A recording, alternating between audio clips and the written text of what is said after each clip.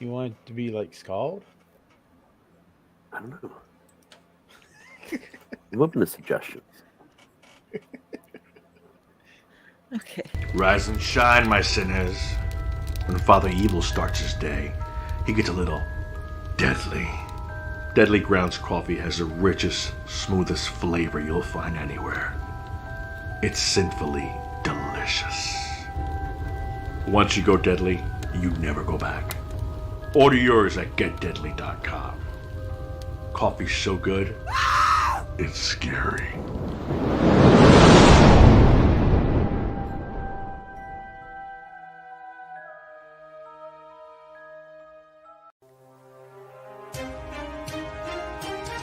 The Dorkening and all affiliated shows are not intended for anyone under the age of 18.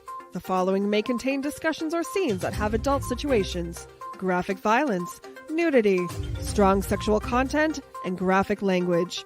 This show is intended for mature audiences only. Viewer discretion is advised.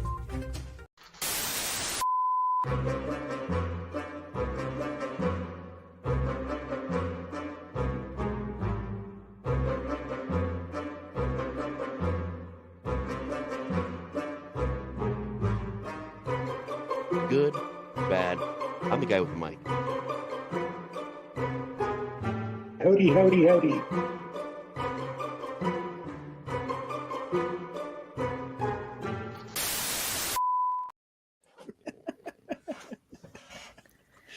Hey, everybody. Hey. Good morning. See, mine just goes like this. Mine doesn't have like magical powers, and he's not a wizard, Harry. I'm about to try this new background and see what it looks like as a background. I'm making that too. Is it the one I sent you? Mm-hmm. I'm about to see if it works. Everybody, welcome to Happy Sunday. Thank you, it's Sunday. Welcome to an episode of the Pad Cell where we're just going to go crazy with our mascots because we've all started getting them and accessorizing them, and it's getting fun and wacky. Yeah, they go from big to small. There is magic involved. There is. So, Jenny has a fairy for hers. Oh, the sizing that's there. I can't use it as a background. Cthulhu makes me go invisible. He does that to a lot of people. More magic.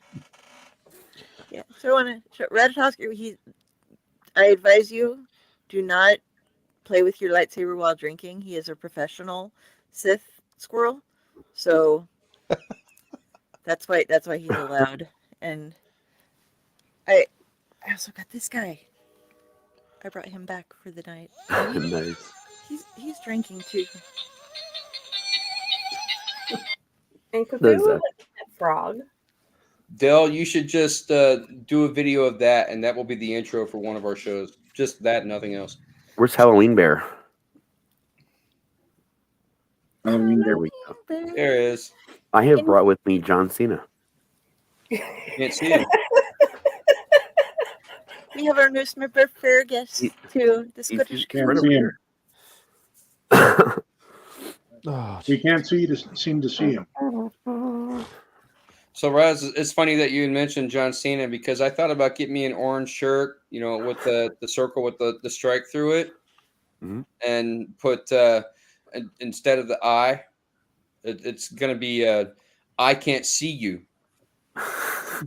Nice. Because I can't see you. That is so awesome, man. I watched the shit out of the Royal Rumble yesterday. I did most of the pre-show. I watched the press conference after. It's insane, man, to think that we now live officially in a post McMahon world. There is no more McMahons involved in the company. Wow, I did not know that. Yep. Yeah. I don't follow wrestling, so. Yeah. The accusation's true.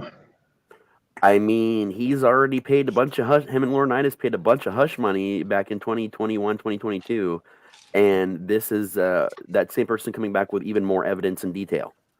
And it was believed to be true enough that Stephanie left the company when she left and didn't want to, and never came back. and Shane has wanted nothing to do with anything. So it seems that way, but I'm not a lawyer or anything. But it's crazy because Slim Jim pulled themselves as advertisers with wrestling, and if you don't know, that's a big fucking deal, a really big deal. That's been around since WCW era, that era of wrestling. It was to the point where they hired Macho Man because literally the money they got from Slim Jim paid his salary and most of their shows every week. So I remember him busting in, and he was like on every commercial. Snap it to Slim Jim. Oh yeah. And they still use a lot of those old commercials today. And then when that rolled back into WWE, that's been going ever since. So it all hit because more allegations hit, and then the Slim Jim thing hit, and then like 9 hours before Royal Rumble, Vince officially completely resigned from whatever he had left from the TKO sellout he did last year. Yeah, I literally have no idea what you're talking about. A company called TKO owns both, what is it? UFC and WWE. They're owned by now the same company because Vince McMahon sold it, but he was still like high up on the board, and now he's gone. What happened? What was the scandal that broke that now? None of us know it. Like, we aren't wrestling. Oh, I'm sorry. Have you Let's seen that see. mustache? Rape, sex trafficking, all sorts of improper things with female wrestlers, grooming. It was him and his right-hand man, John Laurinaitis. Like, this has been going on for a couple years now, and it's all like really coming to a head to the point where he no longer has anything to do with it. Well, I'll tell you, this literally within moments of him resigning, a lot of people started. I found out today a lot of people started querying to potentially come back, and like moments later, Slim Jim put their right back on the table again, and they were fine, and they still sponsored the event, and it was sold out Royal Rumble, and one of the best ones they put on for a very long time. It went very well, a lot of fun. These were allegations against Vince McMahon And John Laurinaitis, yep. Okay. You said McMahon, I thought Ed, and I was like, no. he's Vince into McMahon. wrestling? What? He's still alive? He's still alive? No, he got his head cut off and cryogenically frozen, and he's in the tank right next to Walt Disney. Oh. And Einstein. Yeah. Well, yeah, it's crazy. The world of wrestling is nuts. They actually did a cross promotion with TNA and the wrestling thing, which would have never happened when Vince was involved in any way. So, and it happened that night. So I would say with Triple H has pretty much been running things for a while, and his era of wrestling is one of the best ones we've had for a long time. I'm excited about that, man. Awesome. Really excited. Oh, and they sold the rights to all their programming. They're leaving Peacock and they're going to Netflix. So Netflix will be streaming all the live events and shows. I just heard that not more than 20 minutes ago from my good friend Matt, who follows wrestling. So he probably knows what you're talking about. But he told me that he didn't like that they were moving to Netflix because I meant now he's going to have to subscribe to Netflix in order to get all that content. I was only subscribing to Peacock at all for that content. So it's like... Yeah, I think Peacock's cheaper than Netflix. Oh, it is, but the quality of stuff that's on Peacock, man, there's a couple good things. A couple. I don't know. I mean, I've had Netflix forever, so... Same. Yeah, I mean, I've got Netflix also. So it's not that big of a change for me, but I can see it. People that don't have Netflix having to go over there or whatever. But yeah, absolutely. I think the quality of shows and everything will be better. And the fact that you can watch SmackDown and Raw just there without having to figure out what station it's on at what time on cable and everything else. Right. The ease of being able to be a wrestling fan, I think, will make up for it. Netflix is still going to be about the same price that the WWE Network was back in the day when it was around. So we're going to get into these mascots or not? Everybody got stories to tell about the little mascots they got? I got another one, too. Uh-oh. Oh, she's got a happy baby. Oh, boy. I'm trying to make her crawl. This one was from my grandma's. And I have video of her crawling across. I have one of my mouse pads is like a Persian carpet, and I have like candlelight behind her and her crawling off to the edge of the thing. And she's one of my favorite ones that I keep around, but she's hard to get on screen, and her outfit is sadly falling apart. But everybody in my family is like, of course you kept that one. Of course, when we went through the house, you took that home. You had to put that in your house and have it just to freak us out every now and then, because they're not supposed to be like, remember this one? And throw it in the family chat. There's Jesus. My grandma had that same one, and hers had like a doily dress or something that she had made at some point in time and like dressed it in. Yeah, there's no paint left on this thing. Oh, It just we lost randomly him. crawls. And he's back. Computer's working. Nice. What about you, Friday? What's your mascot? Well, I have Kermit because Muppets. Hi, Kermit the Frog here. And we all know why we would have a great Lord Cthulhu. And my buddy Mike decided we needed a stuffy. So we have a big one and a little one of these, a Dante size and a Josh size. He's kind of disappearing a little bit in the your background. You have to put him in front of you. Yeah. There you go. There he is. That's like a super creepy place to find Cthulhu, in the closet. Yeah. Hanging That's out. cute, Well, though. I'm in the closet, so I need him to take care of me. I used to have they did a line of Cthulhu in different disguises at one point, and I had the superhero costume Cthulhu for the longest time until something happened to it. But the one I want the most though is the Elvis Cthulhu. But what Eventually, about I'm gonna get Secret Agent Cthulhu? That's another one that I love too. It's that line. He's got Yep. little boots. Yep. It's that same line right there. It's Eventually, I'll surprising. hunt down the Elvis. At some point, we'll get him. It's Suitcases surprising. in the other room. I found Oh, it yeah. now. I can't take your Kermit the Frog seriously. I've watched too many videos of people popping in and go, "It's Kermit." He's like, "Yeah, yeah," Well, and then all of a sudden somebody has a zucchini. Right? Yeah. What? TikTok has done me wrong. Okay, I don't TikTok. that's fine. You don't talk to Tick. I know what you're talking about, Pyle. I don't know if she really wants me to go into it. No, Yeah. it's okay. TikTok's Actually- just- I don't think it originated on TikTok. It was one of the other social media sites, and not OnlyFans, but one of the other chat roulette or something. yeah, that's it's something like that, and people Yeah. would just be like, "Okay," and then all of a sudden you're like watching the video, and people pop in, and they're like, "Hey, it's Kermit the Frog." He goes, "Yeah," and then they're being really mean and nasty to Kermit, and then Kermit just brings in a zucchini and goes, "Yeah, you like that?" And their faces are just horrified. Like mine right now. I've seen the thing where they put a zucchini near a cat and they jump. I don't know. That was the thing. Remember those videos? That's been a little more nice played. Nice Yeah. played. We'll put that. I saw one the other day that was like, did you know that if you give a cat an egg, they will realize its fragile state and like take care of it? And they set the egg by the cat, and the cat's just like goes and just knocks it off and then lays down. Yeah, it That's don't not work my for level. cats. Not I at all. don't think cats give a shit that it's fragile. Not at all. I think my Cats favorite. give people emotional damage. Are you serious? I think my favorite Kermit thing was Sensimio Street, which is Kermit and Big Bird Stoned. That is like Right. one of the best skits of all fucking time. Me and an old friend of mine learned how to do the voices of Kermit, Elmo, and Big Bird just to be able to recreate that entire skit at our whim. We spent many hours learning those things That's funny. for no payoff, but it was fun.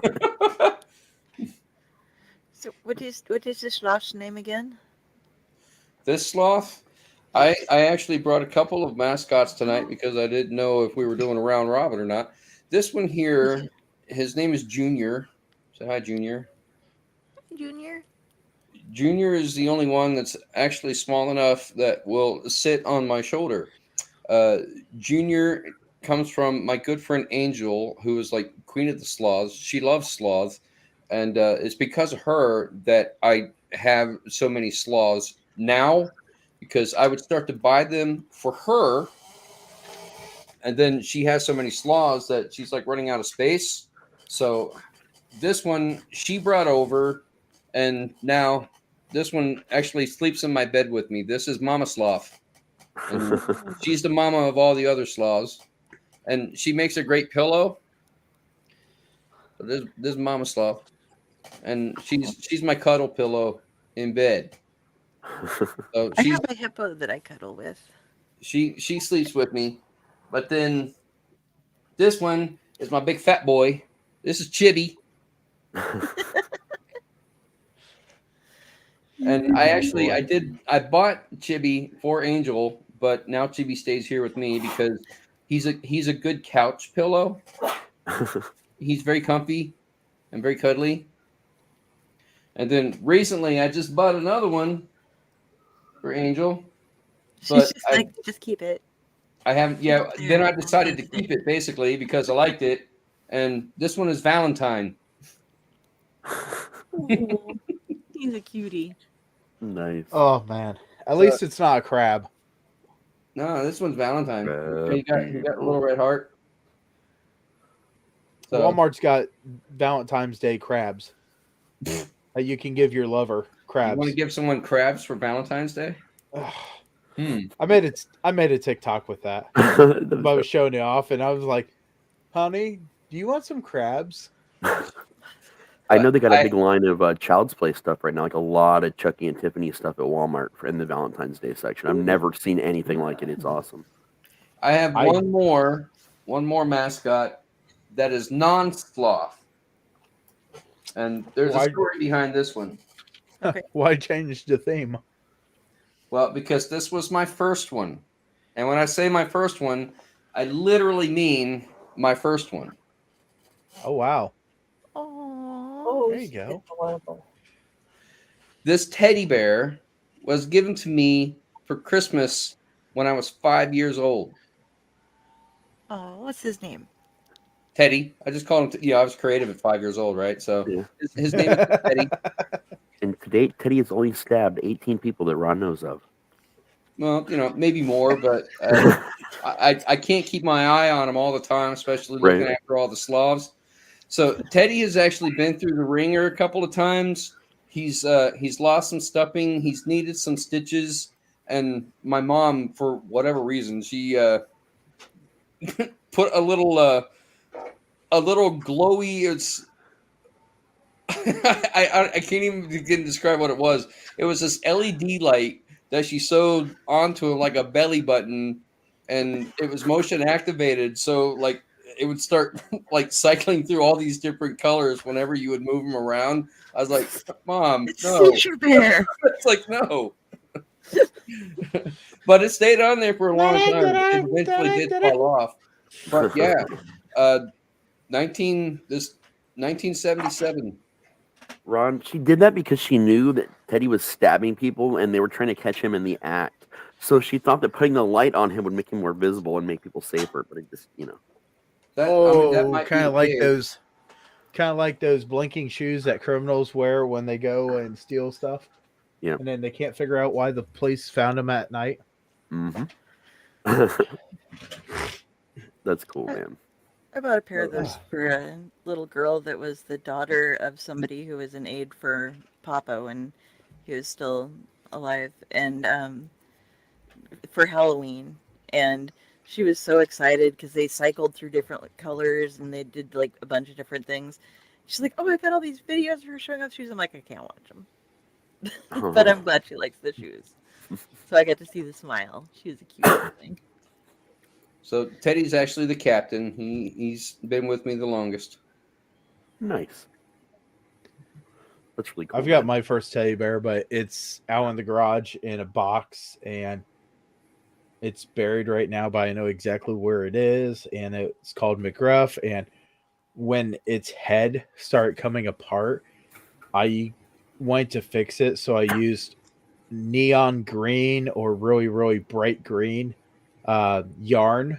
So it's got some green stitches right here that has nothing to do with holding his head on. Nice. I mean, it doesn't hold his head on. I'm a bad doctor. I don't have any of that kind of stuff anymore. Like from like my childhood. I was in my late teens when mom and dad's house caught on fire. We were able to save the house and save some things, but like everything like that, it was either burnt or charred, or the smoke damage was so bad there was just no saving it. Sad. It's stuff. That's when I learned that stuff is stuff, and it's a terrible attitude in life to have, but it's necessary. Sometimes it really is. I mean, I've got some toys down here that I won't open, and my daughter always goes, "Are we opening these yet?" And I tell her no. And one day, when my son was young, he ripped open some Matchbox cars, and they were the special edition Dare Matchbox or Hot Wheels cars. And I had the whole set plus the McGruff Crime Dog one and this and that. And he just destroyed the packaging and this and that. And I could have got so mad, but I looked at him and he was so happy. I was like, yeah. But Raven keeps on looking at me and going, can we open this Ninja Turtle yet? No. You leave Michelangelo alone. But it's a toy. Yeah, well, Daddy wants that toy. Yeah, I have. We're going to miss my somewhere son. that's just destroyed. So sad. What were you saying, James? I'm sorry. What were you saying? I said we're going to miss our son.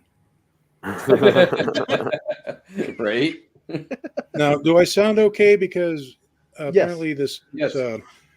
this computer is still downloading some stuff. It hasn't updated anything in over a year, and essentially, okay. Here's the thing. The other computer that I was using kept freezing up. I believe everybody's aware of this. My mom, since she's had a laptop for 7 years, rarely used it. So she's like, why don't you go ahead and use this? So I'm like, great, cool. It's on Windows 10 right now, but a version of Windows 10 that isn't supported at the moment. So I went through and took off a lot of the non-essentials that she put on, like a lot of the card games and the other games that she kind of did that I don't really care about, and various other things like McAfee. You're no longer using. We haven't used McAfee since years ago. And I'm like, there's a reason for that. So just put the thing off. That. But in any case, it's still downloading stuff. So if I look like I'm, glitching out, it's because of that. Okay. You can save that for tomorrow night. Sure. What's tomorrow night? We'll be talking about glitches in the Matrix. I see. Yeah, that would be perfect for tomorrow night then. So this is Halloween Bear. And he was gifted to me back in September of 2022 by my Aunt Joyce, because I was I had about a month in a rehab center for my foot, the very foot that I had to get rid of. And she gave this to me to, cheer me up and help me along. And it just over time, especially talking to you guys, became Halloween Bear, who basically is an agent of evil chaos. And he seems all nice and cuddly, but he eats your soul by tricking you into hugging him. That's how he steals your soul. Halloween bear. You don't do Like, that, do you? Halloween bear, Halloween bear. Halloween bear. Give me a hug and I'll swallow your soul. I'm Halloween bear. You know, it's in the theme song, but nobody hits believes him people. because just, look at me. Look at him. He's so adorable. He even tells him up front, I'll hug you and swallow your soul. They're like, oh, okay. That's And so they hug cute. him and Teddy, you don't do that, do you? You don't swallow people's So- soul. I don't think So Monty he does. He swallows your soul and then you have no choice but become a Republican. Oh God. Anyway, Not okay. Moving on. and that is my Moving on. only mention. I got a drunk squirrel with a lightsaber. I got Monty. All right. Well, tell us about Monty. Everybody's seen Monty recently, but the coolest thing is I got little Monties now. They're actually They're Monty keychains and offspring. I went to school mini with a Monties. Mini Monty. Monty Monty Ball. Mothman. Monty Mothman. And Monty's been doing TikToks with me recently. And the one TikTok, somebody flat out just said, it's Mothman. And now people's kind of wondering how to get a hold of him. And we're trying to make Monty a little available for people. Oh yeah. Awesome. Good business idea. Marketing, man. Merchandising. My buddy makes the little chibi Mothman pins, the enamel pins. I think don't we have some Monties that are going to be available for people during the 24-hour show? Some mini Monties? Yeah, maybe. So if you want your own very own mini Monty, stay tuned. We're going to be putting up something where you go and you like and subscribe and follow different pages and websites and everything, all for free. And you get to enter and you can win yourself little things like mini Monties. Yeah, and if you like to travel or you're in the Ohio area, we'll also be giving tickets away to Hell's Dungeons Bleeding Hearts Valentine's Day event. I think I'm sorry, what were you trying to say? I can't word. There's a haunt. Free tickets every hour of the hour. So That's we actually have 5 Monties, mini Monties to give away. And Let's do as soon as here we have 5 of these to give away, and you got this little clip, and some of them's got the little bonus little actual clip on it, so great for book bags or whatever. And yes, the wings do move on this as much as Big Monty. I've played with Big Monty enough. His wings move around very well. Their heads and feet, they do move. And like I said, we got 5 of these to give away. Nice. Can they be used as nipple piercings? How about earrings? The keychain ones can, but the clip You ones, know you what? just clip them onto your rings. James, I need your address. I will send you to. He's going to send you one so you can find out and let us know. And when you go and we get into a padded cell one day, I need you to just rip off your shirt and show your Monties. Yeah, there you go. That's the way to get viewers enticed. Clockwise.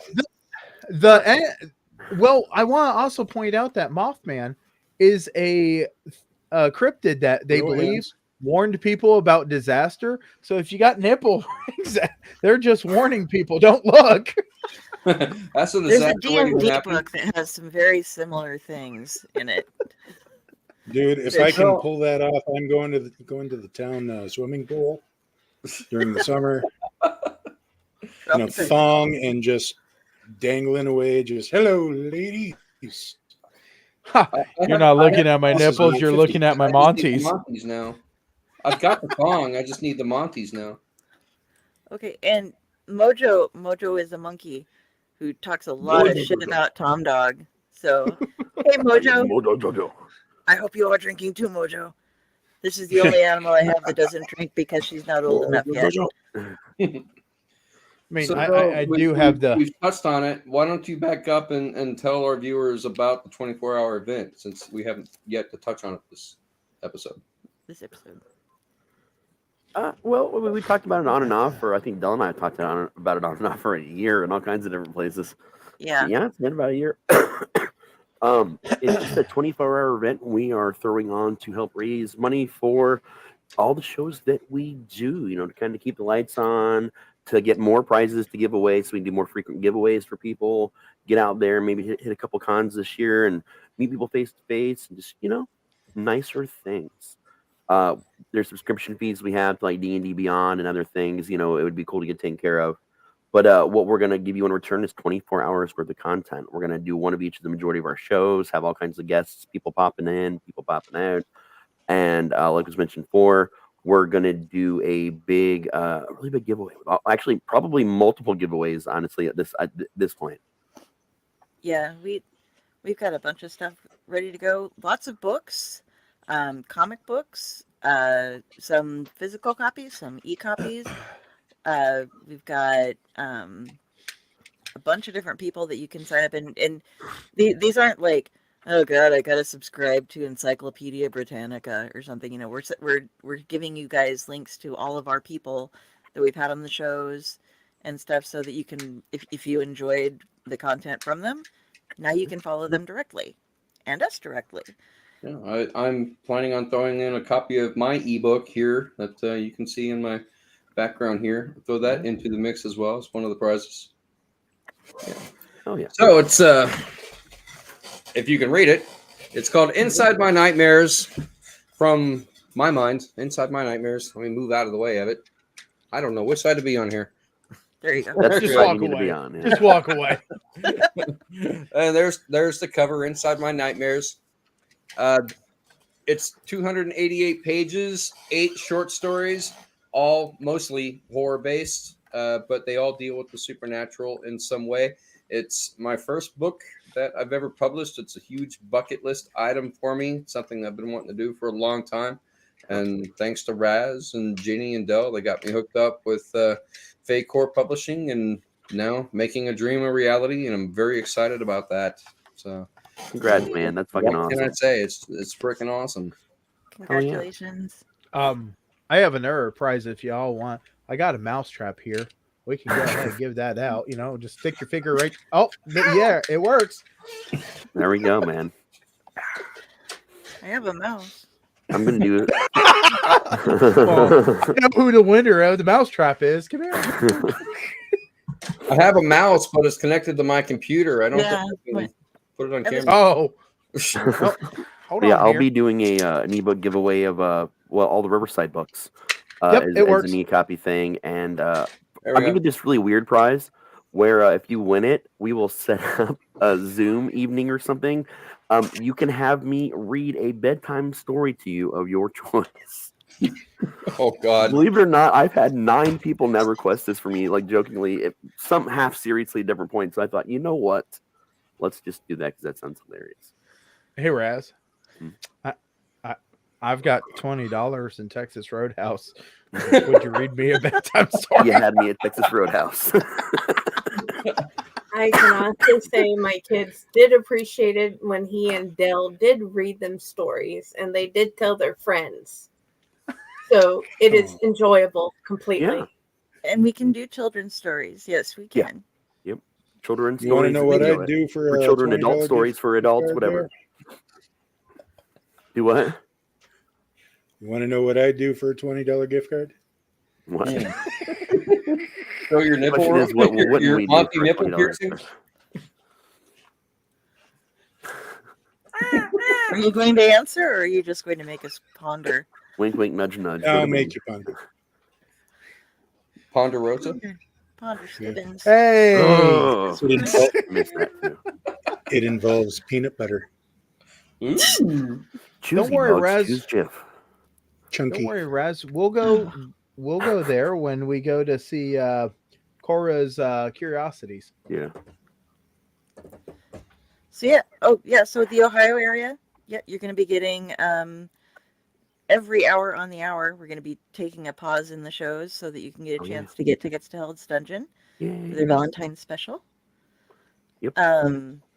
We have. I'd give tickets away, but I just confirmed it's going to be. I have somebody for a clutch. who's from he is this is fun. He's a British expatriate in Australia running an Irish pub. Yes.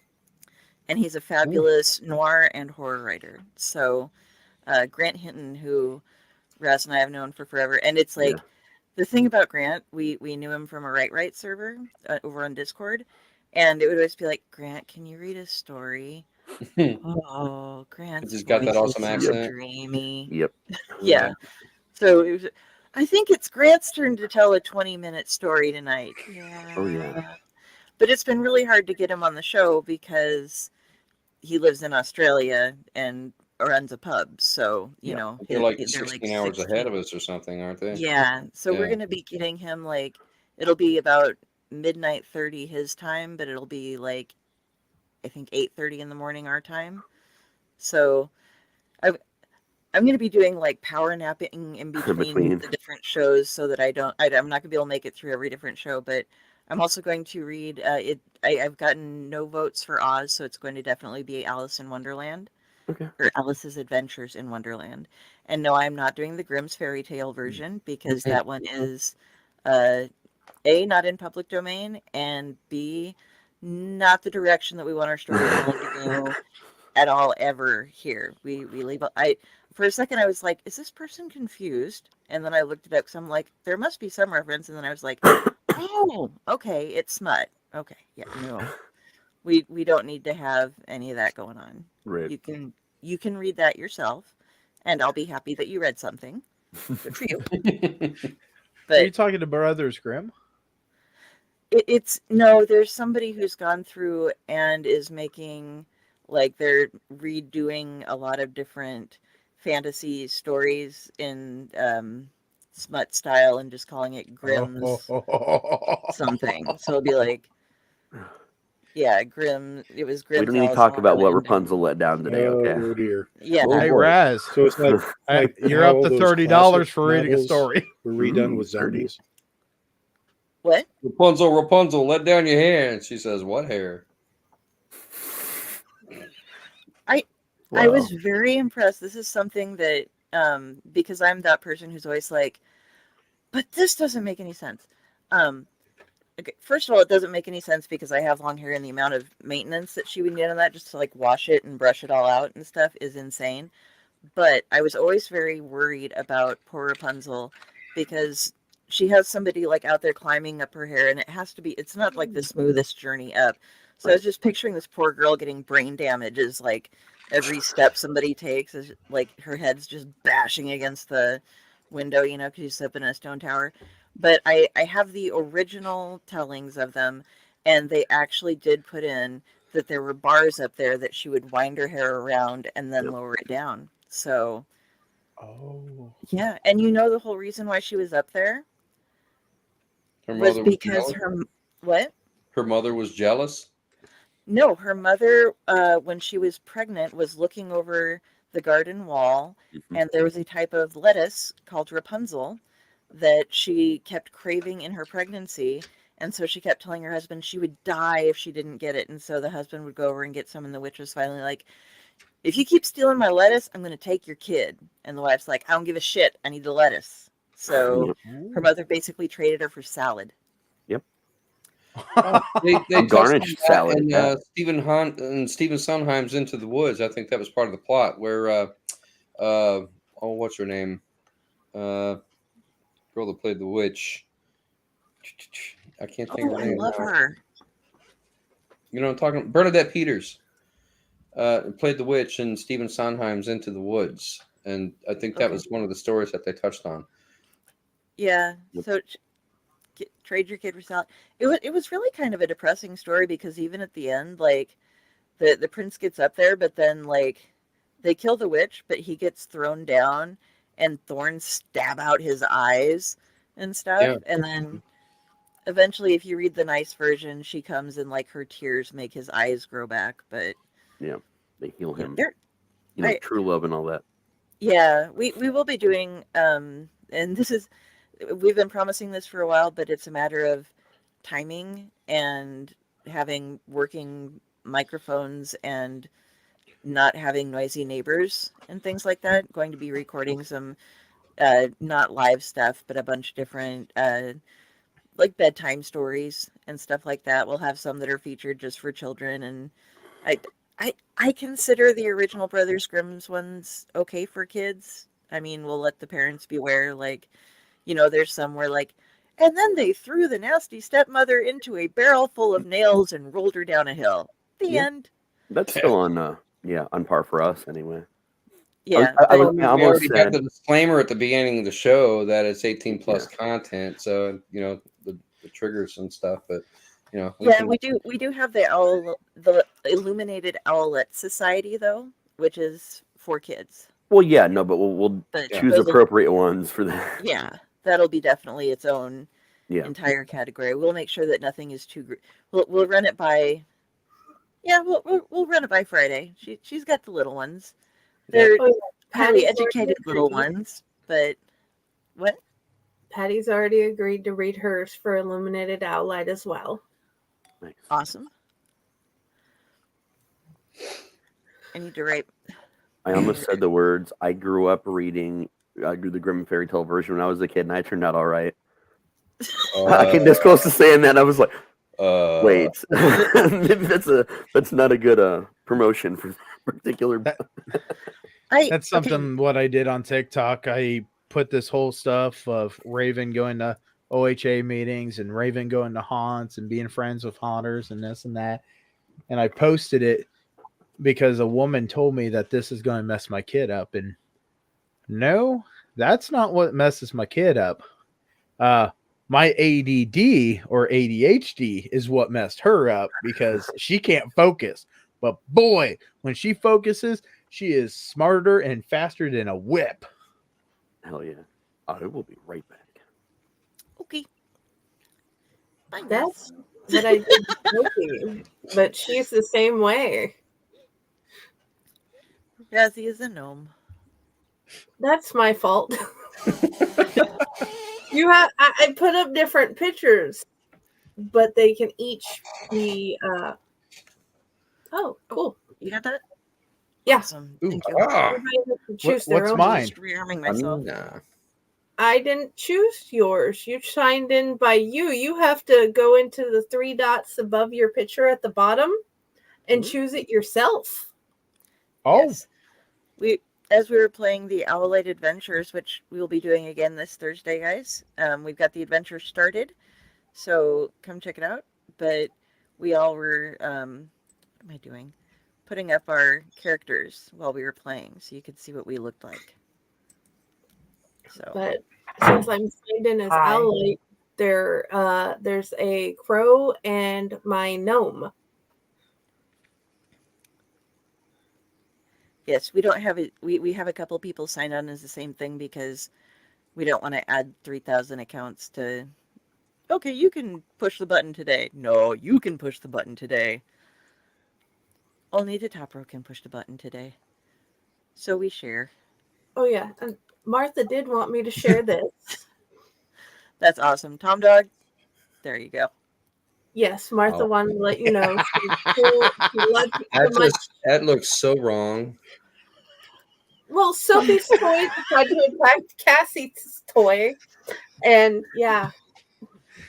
I hope Budsy's watching this because he thought that was the greatest photo when I showed him that, and here you are showing that. And I'm thinking, well, we were talking Budsy, if you're out there watching this, I hope you enjoyed that because that put him into a whole 45-minute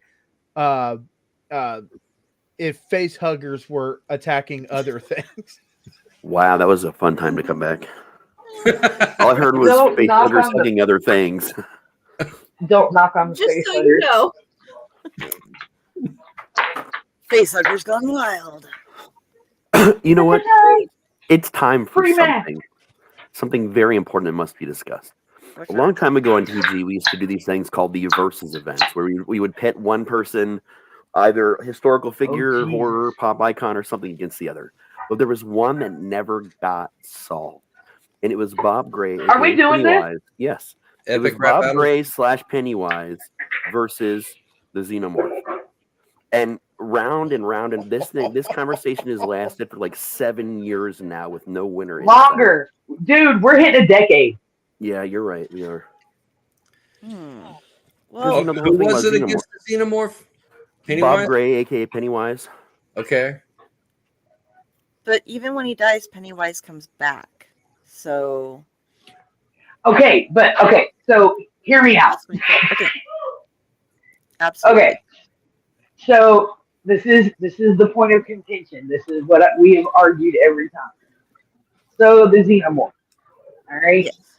basically very basic take on any kind of animal that has hive mind thought or whatever. It's all about survival. They don't care what they're up against. It is eat, feed, breed, right?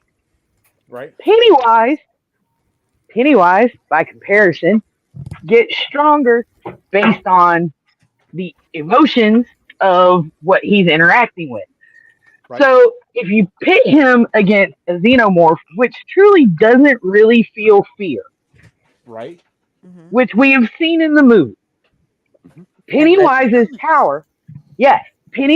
power is obsolete.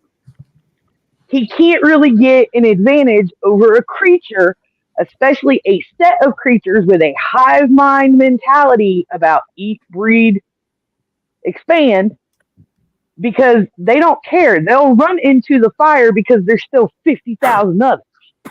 Right. So my summation was that the xenomorph wins.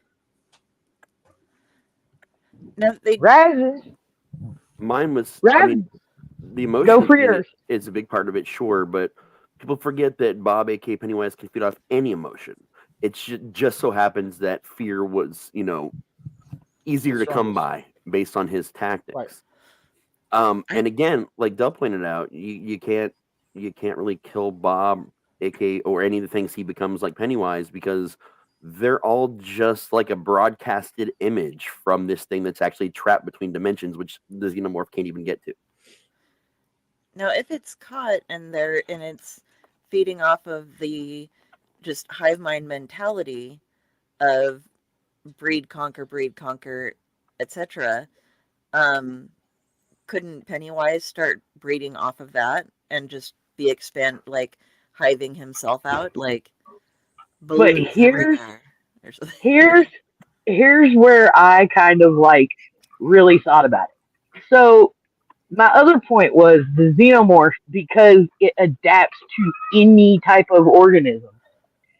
If it were to get into his little pocket universe, they could face hug the shit out of Pennywise and assimilate him like a goddamn Borg, and then you have the Pennywise xenomorph. But either way, the xenomorph still wins. But could they breed like that, with him, because he is still a projection? While Bob technically has kind of a physical body, and these things have kind of physical bodies, they're still just a psychic projection. While that is true, I have a question. I'm curious about something here. Okay, Pennywise, his ability when he feeds is by making you face whatever it is that fears you. That's different for everybody else. That means there has to be some kind of psychic connection. That he's not going to know what your fear is. He's just going to make you hallucinate whatever it is, as we've seen in it. So how do we know that the xenomorphs don't have fears if it's a psychic thing like that? If Pennywise is able to make that connection, then it's going to project whatever it is that they fear. And we don't know what that is just because we've never seen it. But that doesn't necessarily mean it's not out there.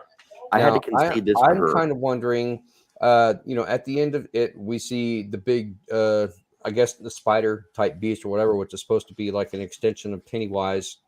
And it has the deadlights. Would the xenomorph be able to see the deadlights, and would they be enthralled by the deadlights where they would get sucked in? Like Pennywise says, they all float down here. Yeah. And the xenomorphs, they could be enthralled by it. They would be, end up floating as well, in which case Pennywise wins. So But I do based want on how xenomorphs see, I wouldn't think that's an issue. Because xenomorphs, they kind of see in infrared. It's more of They a would see past the dead lights then, since they can see in a wider color spectrum. yeah. I don't think it would affect them, like, because they were kind of specific, especially like in AVP.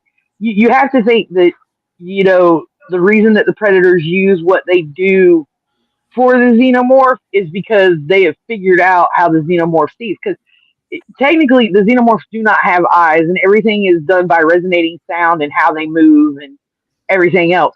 So my postulation has always been that the xenomorph would win, because even when they're faced with something that they know can kill them, in pursuit of their end goal, they still run forward. They still go towards it. And there's canon established for this in the comics, in the games, the movies. It has been said by not only the Space Marines, but the Predators themselves that, unfortunately, I had to concede this sadly to her, that they are a race without fear. Even in the comics, this is said, like it repeatedly, that they are the only known race without fear. Yeah, but again, they do. Go ahead. Oh no, that was one where I'd never read the comics before. I haven't watched all of the movies, but I watched I read the comics earlier this year and was like, oh wow, it's really they're very beautiful comics, and B, they do. It does say their specific focus is just they land somewhere, they inhabit, they fill the planet, and then they move on and just keep conquering without And the other interesting thing really about, and they're very not attached to each other. Like that's the other thing. Another thing that Pennywise uses against people is their connection to each other, to others, that need for social interaction. Predators don't really, or xenomorphs don't really have that. Xenomorphs are like, not true. That is actually not true. There is canon to support that they do feel a familial bond to the queen. To the queen. And just to the queen. To each other, like the drones and the soldiers and all, they will sacrifice each other in pursuit of a final goal. With the exception of the queen and Sigourney Weaver's character. Yes, but that was their queen. True, but that wasn't. It's still something that Pennywise could feed from because it's still an emotion. So can you throw in the human queen? Because if you throw in the human queen, that means that he could feed off of that. You know what I mean? Could, but it's a one-on-one battle. I bet they would fear Chuck Norris. They could basically, if they inhabited and wiped everything else out, starve him. Because he's kind of hangs around specific locales, you know. Maybe he would go in hibernation for 21 years and say, we'll see how this operates. Yep. But yeah, I have to sadly agree that I think that the xenomorph has always been that creature that everybody looks at and says there is nothing to stop them. And I do believe that one has been sacrificed in the movies by them all ganging up on it, just killing it just to use the acid for them to escape. I can't remember which aliens that was, but I'm pretty sure that like 2 or 3 of them ganged up on each other just to break out of a cell. So we as humans, we understand the concept of fear, but we don't really think about it for other species or other forms of life, like cockroaches.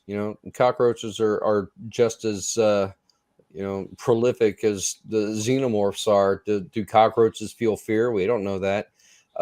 We feel fear because we understand death. We don't know what comes after death, so we don't really want to die. But do xenomorphs have that same hang up? You know, they run into the fray because they don't feel fear about death, even if they have no concept of what's after it. Oh, I yeah. mean, We can only go by the what's natural, written, and it's the established by the natural, creator. the natural thing that a lot of animals are is you go up to a cockroach, you stab the thing, it will do everything it can to escape. Even if it's another cockroach doing it to it, it wants to escape that situation. Not saying that that is fear. That might just be the will to live. In Survival the instinct, like everything has. Yeah. In the world of Xenomorph, when you're looking at this thing and they were stabbing at the one, the two were stabbing at the one, it just stood there. It just cried in pain, but it stood there. It did not try attacking them or try defending itself. It knew its place. It's almost like bees. Bees will do whatever they can to protect the queen, to do this, to do that. A bee will sacrifice itself and not even think of a second thing just to go on with it. I would say xenomorphs are more the mentality of a hive of bees.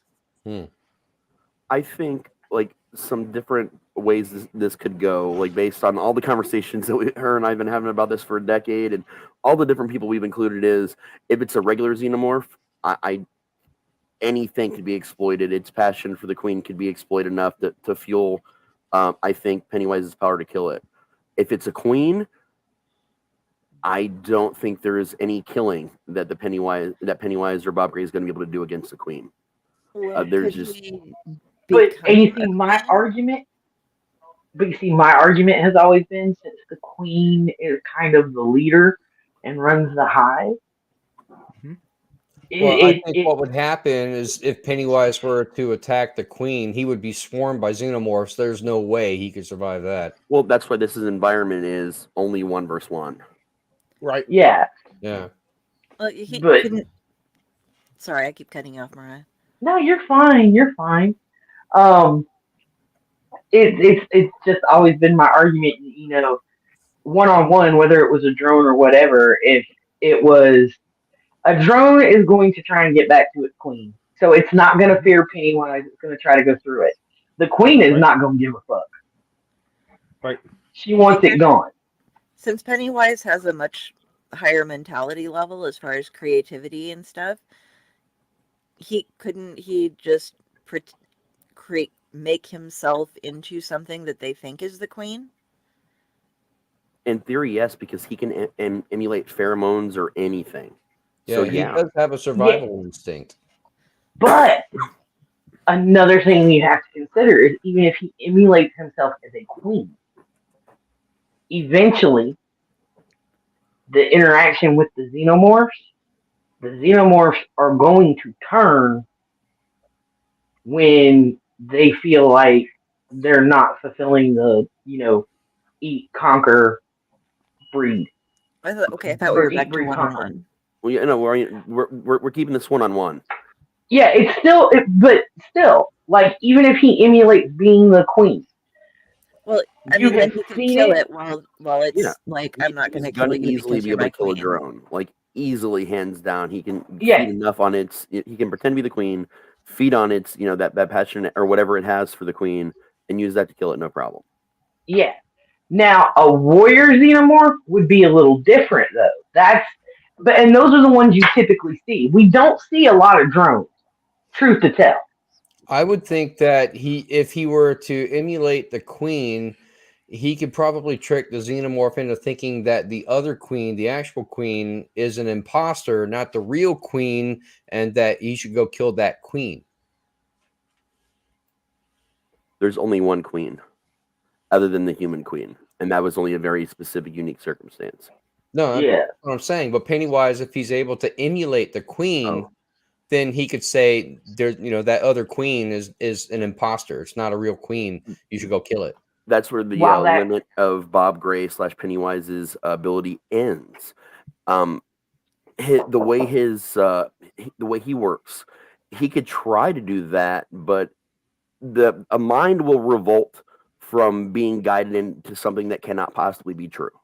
There is only one queen alive at any time for a reason. That's how their race is biologically. So because that's something that could not exist, his mind control ability would not function as well, and the xenomorph would inevitably see right through it. Another thing to really consider about that is sending the one that he controls against the hive. Yeah, it ain't making it far, bro. Because, like, he's going to go after the actual queen that's got the hive. Yeah. There's, like, we've already seen, even when they know each other, two of them are going to do one in so they can use the acid blood to melt through the ship. We're done. Do that. I think because Chucky is not a real person, that the face hugger would have no effect on it. I think Chucky would suddenly go, "Oh," and start chanting in voodoo. And I think we would get a Chucky xenomorph because... Yeah. Yep, I agree. I think we'd get that. I'm sorry, if Chucky can make that crazy little, freaking split personality thing with Glenda. The doll chick. Yeah, Glenda. If he can make Glenda with Jennifer Tilly's doll, then we're going to get a Chucky xenomorph. That's just all there is to it. Technically, Chucky has actual insides. He has organs. He has blood inside that doll. This has been proven many times. So yeah, he could get face hugged. But what would come out? I don't know. I don't think it would. The universe. If he had time to complete his chant, he could transfer into another xenomorph. I don't think they would be interested. They would turn around and kill him. Think about it in Harry Potter terms, okay? Goblin made items only take in that which is stronger. The way that xenomorphs work is they only basically impregnate beings that have something in their biology that is imperative to help them survive as a race. So they're not going to go after Chucky because there's nothing he's got that they want. Okay, but Would it be funny? like you say that, and I'm sitting here going, yeah, but Chucky survives a whole hell of a lot he shouldn't. And let's be really honest, when xenomorphs come up against predators or Ripley, they don't fare so well. So maybe being short and kind of cute would work. And being Brad Dourif. Yeah. Right. Well, I mean, can if xenomorphs are apex predators, are they able to recognize their own other apex predators? There are none above them as far as they're concerned.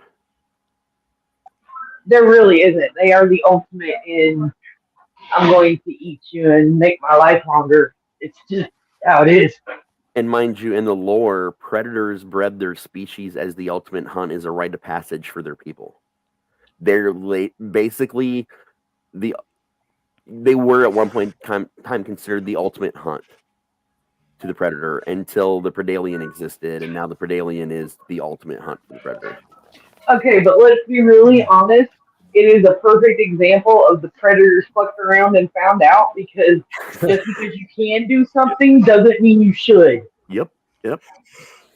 So there was a thing I was just looking up here. It's a different types, different scales, this and that of the xenomorph. I just looked this up and I didn't know that there is a queen, a king, and then you have a queen mother. Yes. Yes.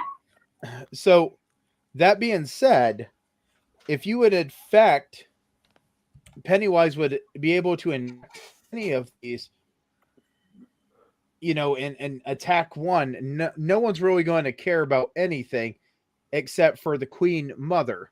Yes. Would have something along the lines of, okay, well, this is not good for me, because everybody else is basically a pawn when that is the main structure. It is, but like the king is the equivalent of like the captain of the fucking guard. That's the equivalent of the king. Right. And the normal queen is the same thing. Honestly, they're just generals basically. That's it. Only the Queen Mother like really matters. The Queen Mother is There's even an HDIC. Empress. Yeah. There's even one that's called an Empress, which The Empress. Yeah. See, You're getting into that. It also includes some pretty odd lore, going pretty far out there into the comics and some other things with the Empress, especially. Well, yeah, but here I am just looking at this, going, it's even got height scales and this and that, and there's a croc alien. Yep. Yeah, and all of this is stuff that anytime either one of us finds something new, the debate rages on. Yeah. And I just been thinking about it a lot lately. Like, this is one that, like, there's so many arguments that can really be made for the side of Alien or the Xenomorphs and the side of Bob Gray Pennywise. Like, it's a never-ending thing. We don't have to spend any more time on it, but I just wanted to introduce it over here because, it will get brought up at random because it has to be. It's the only versus I've ever been a part of in a conversation that was never solved. So basically what you're saying is when we're doing the 24 hours, this is going to happen to pop up. I'm not saying it won't, but if I am able to pop up during the 24 hours, yes. Oh my goodness. I'll so be like, so like, what are we talking about? Just versus stuff. Like, we versed so many different things in people, man. Like, so many. Like, there was even one time that we decided to put one Sith Lord against another. And that was like a 2-hour debate. And we ended up going, okay, it's circumstantial. We just abandoned it. We abandoned that debate. It's the only one that got abandoned. Okay. Ratatoskr, Drunken Squirrel, Sith Lord. He wins. Agreed. He can even touch his lightsaber to his nose and it doesn't hurt because he's that drunk. Yep. Drunken Master equivalent. Drunken Squirrel Master. There you go. So I did want to ask, since we are talking about the 24-hour stream. Yes. Are we wanting, like, I can do it, like I'm doing now at work. I can have my earpiece in. I actually have state darts that day. So, like, when I get to the location, I can be part of the 24-hour stream while I throw darts. It just depends on what show we're doing, really, because we're going to do all the normal shows. Yeah, and also that's fair. Have some between for hanging out and however things go, kind of a thing. It'll be like, and then we were talking about that. Bullseye! Jake! Yes! Attach your camera to your dart. We want to see it fly through the air. Honestly, I'm going to tell you the truth. I've been considering using my phone to stream my Tuesday night dart matches. Nice. Like, I just don't know how I do it yet or where. Twitch. Yep, probably. That'd be your best. But, like, it's kind of funny because, okay, so everybody gets to choose their moniker on the team. I want to preface this by saying I named my team Droids You're Looking For. So that's the name of my team. Our team shirt is literally that shirt on Amazon that says pew pew vroom swoosh. Yeah. I got that as the team shirt because it was the only one that had a tank top, because we all know I don't like sleep. I have to wear them at work all the time. It drives me nuts. My name, like literally when I go to competitions, when I'm a bull shooter, and of course when I play on Tuesday night, is Dark Jedi. Nice. However, I have a team full of nerds because I got one player whose name is Bohica. My son chose his. His is Saruman. Oh, nice. Saruman. Yeah, he did it. I have another one that named himself Arrow. I'm sitting here going, oh my God, guys, really? Let's just say we're like fucking nerds. Let's go. How about just nerd number 1, nerd number 2, nerd Yeah, right. Like thing number 1, thing number 2. It's nerd number 1, nerd number 2. Yep. No. It'd be nerd 1.1, 1.2, 1.3, because everybody wants to be the number 1 nerd. Yeah. 1.357. 3.14. 3.14556. Because we all know nerd number 2 is monstered. There you go. So you just reminded me of something that showed up in one of my group chats today. My brother-in-law. What kind of group chats are you in? That monstered reminds you of group chats.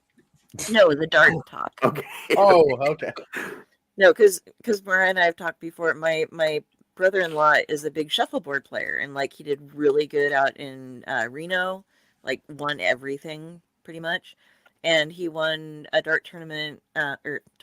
shuffleboard tournament, and not the standing on the boat with the thing, but the sliding across the tables one the other day.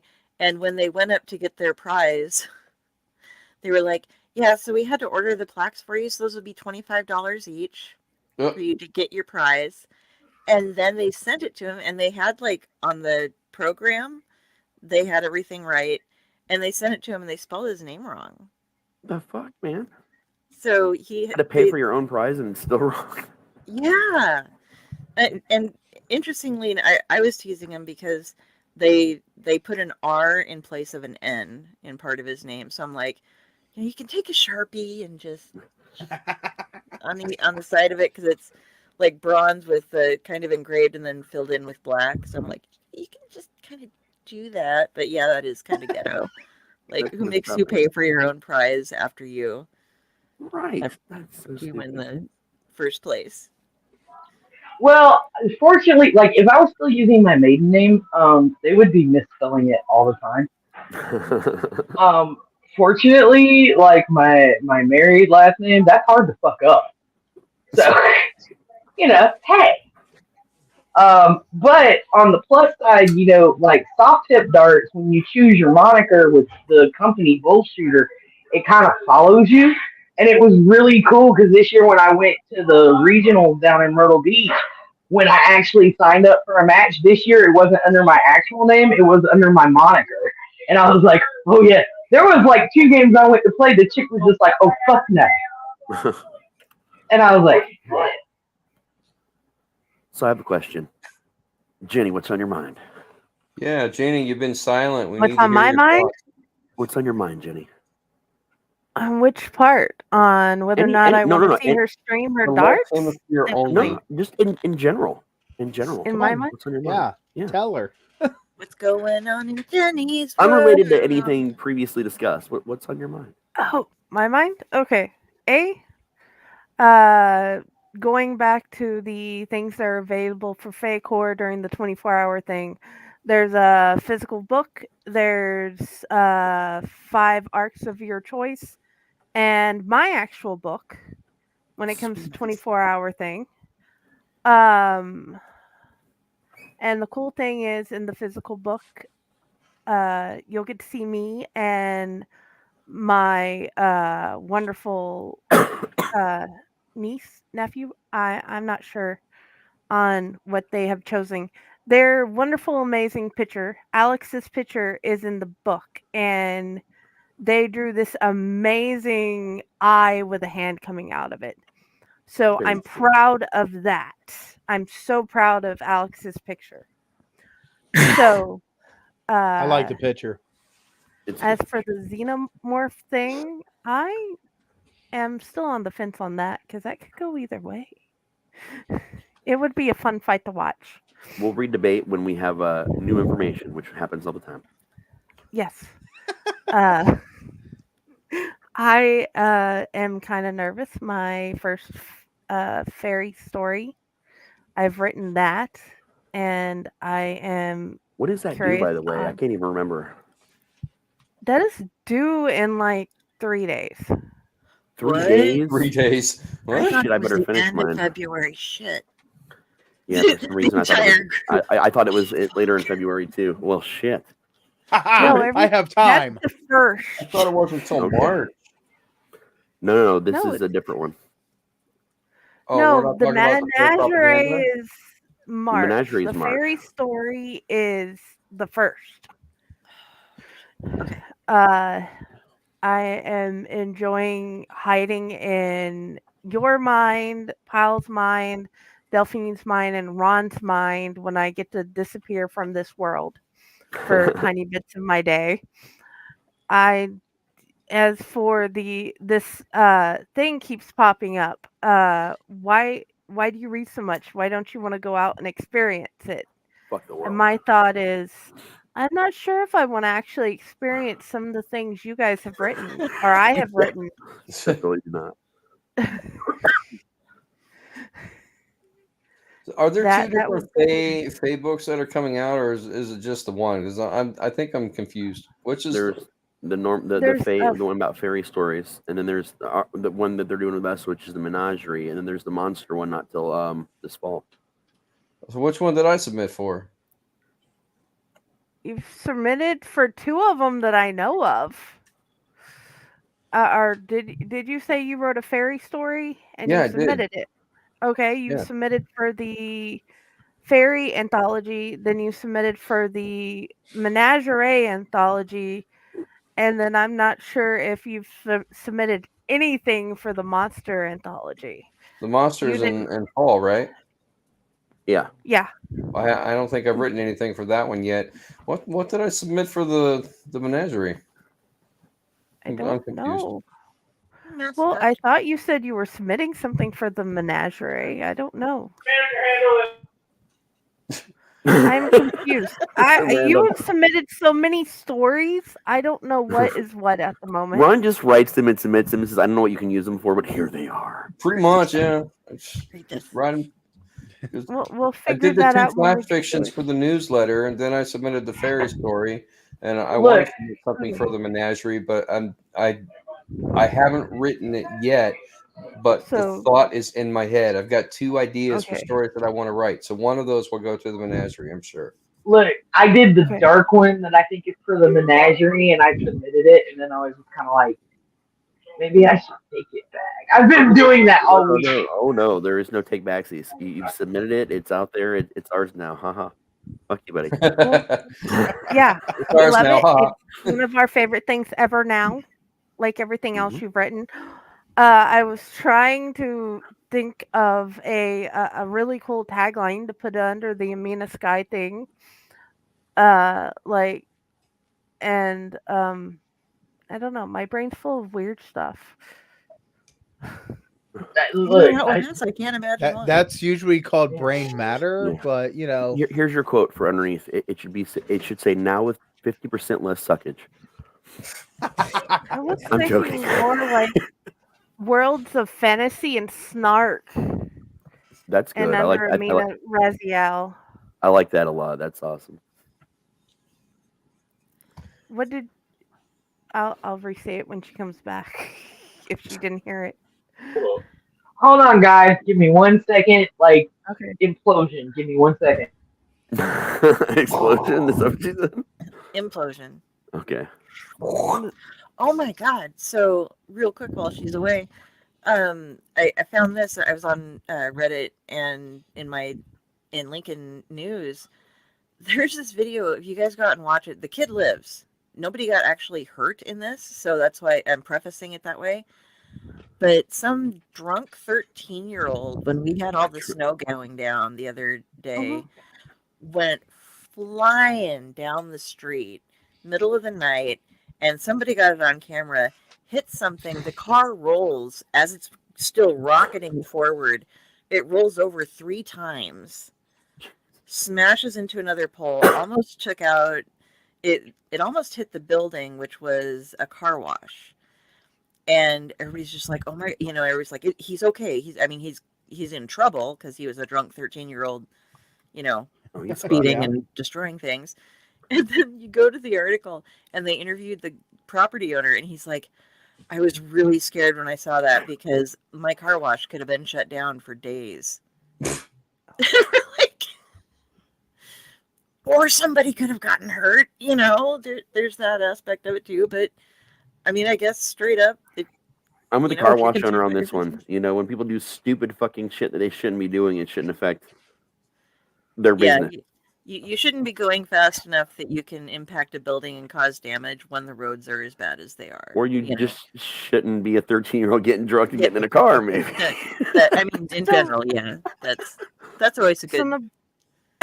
Nebraska has given me so many common sense talks with the girls. I know they have common sense, but they also don't know how random things work. So we had going over conversations of, what do we not do with gasoline and snow? Do we understand what gasoline and kerosene is, right? And what it does, and various things like, if you're going to run away, can we just talk about it first? Or are you at least going to get dressed before you leave the house? Speaking of stupid shit, oh my god, I'm so done with this fucking place.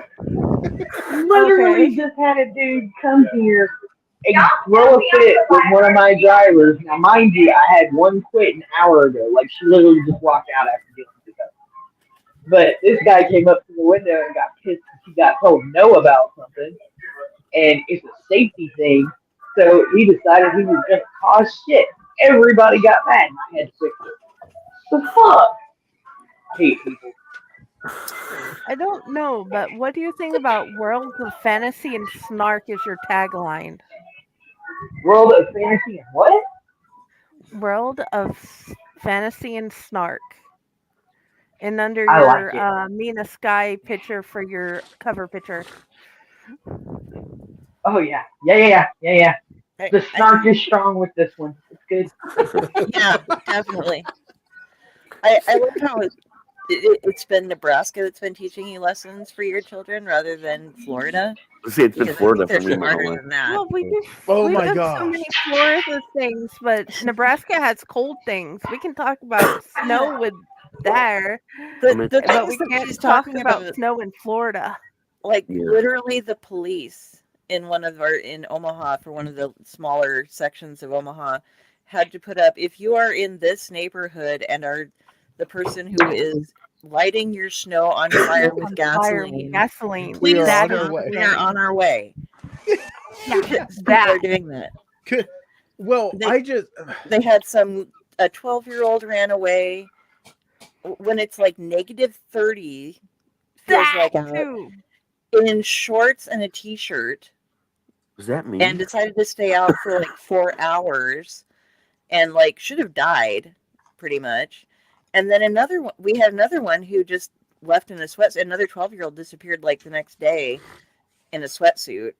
But that's still well, I mean, you're better than the shorts and the t-shirt, but you're still an idiot. Yep. It's all Slender Man. He's calling the kids out in the weather, Oh, I just watched all of that. One of the documentaries on the girls who did the Slender Man murders the other day. That whole story is still optioned for a TV show. Seeing them, it's just it's amazing how, as they said, how much of a perfect storm it was to have those two girls with basically both with just right personality disorders to feed off of each other. And I guess it was, the perfect storm of, they're not going to like me if I don't do this. They aren't going to like me if I don't do this. I'm not backing down. I'm not back. And then the way they changed the blame and how the one girl just was fucking nuts. Yeah. And with the whole mythology of the internet, Yeah. And the other, it's as soon as it was over, one girl starts to set the other one up straight off the bat. Oh, immediately. And the other one's just I don't know what's going, she's singing and talking and doing calculations and things when they aren't in the room with her, and the other one's just oh yeah, no, it was totally her, and she came up with this, and rattling off all these. It's really sad. It is, dude. It's devastating. Yeah, I mean, it could have been worse, but yeah, and the one thing they let her out. She proved that she was in her teens still, and that's something that you're really? You're going to let somebody who diagnosed young as schizophrenic out into the real world after she tried to kill somebody, and she has had no exposure to real world sense. Yeah. I think, like, and I'm not, Terrifying. we talk about mental health on here, so that's one of the things I'm bringing up, but, and I'm not dissing on people who are schizophrenic, but it's something that has to be managed really well, and I don't think being out of society, especially with all of these days anymore, if you've missed a year in technology, you've missed so much of how the world works. Oh yeah. That it's going to be hard to fit in. You need to at least stay in some sort of outpatient treatment for probably years, and in a halfway house where you're supervised and not with the same parents that let you become the way you were, whether it was their fault or not, but. And that whole thing happened, at the height of the Slender Man craze, what the internet can do, how it can influence people, how people can influence people. And there were so many message boards back then and groups on Discord and everywhere else propagating the fact that Slender Man was actually a real thing that was part of our mythology and, this and that. And it was such a big deal that Coast to Coast did an entire episode about Slender Man and tulpas, just kind of in response to the Slender Man craze and what people had made of it and that case. Well, and the kids actually thought that they were fact checking because there were so many made up articles and things that they were like, no, I read it in the news. And then there's this person too who does this. And I read all this and I didn't just see it there. I found it on this, but I went and saw it and I saw the news articles and, they had the cognitive ability to think ahead and try to well, this sounds kind of odd, so I'm going to see what else I can do. But sadly, if you aren't, and well, there's a lot of adults too who will go off and read something, and I hate to use the fake news, but it's totally made up to go along and enhance a story or something like that, and they don't know. Well, there was the proxy thing too, which is what those two girls claimed is they were proxies of Slender Man. And then there was actually basically what is low-key called the cult of Slender Man. That was all about proxies and doing things for Slender Man, and you had to do things to get his official notice. And then once you got his notice, he would take you to his palace between the worlds and all this other stuff. And that was they had gotten into that group, and that group was largely adults and older age, older teens and stuff like that, like young adults and whatnot. So they got into it really so easily. And, there was a weird kind of grooming that happened in that group. It was like the ones thought, wasn't it one girl thought that she was the one who wanted them to become proxies. Mm-hmm. And the other one, it was because, well, we promised Slender Man we'd do this. Now, if we don't, he's going to come kill our families. Yep. Their families and everyone they know, everyone they love, her dog, it was everything. Yep. One was the fantastical version. The other was the fear. I have the perfect sign for this conversation. Okay.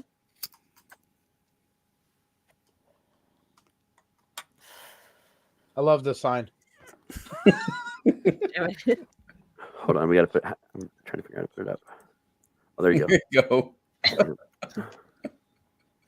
Yes. I seen that. I need one of that those the other day. I invented this saying randomly a while back. It was, welcome to Camp Fuck Around. I'm Counselor Find Out. Any questions? But yeah, that was a crazy thing. The whole Slender Man thing was really fucking nuts, man. I still love Slender Man, though. I love Slender Man, but you guys remember when Momo was a big thing about? Oh yeah.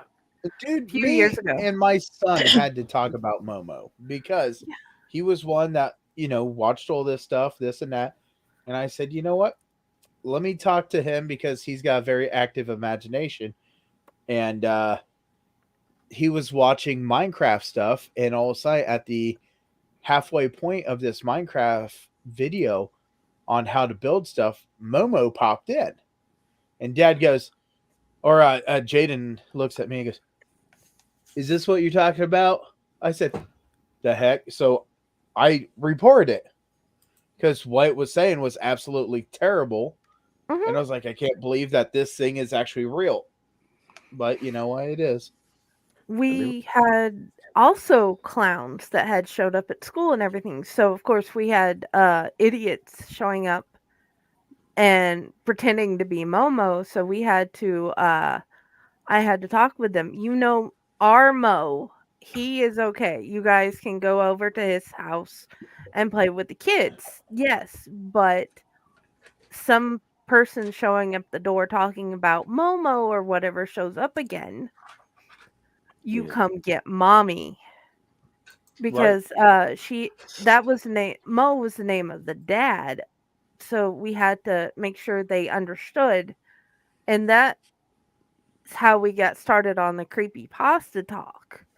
And I didn't realize that that would be such a big thing. And now it's become something we can share.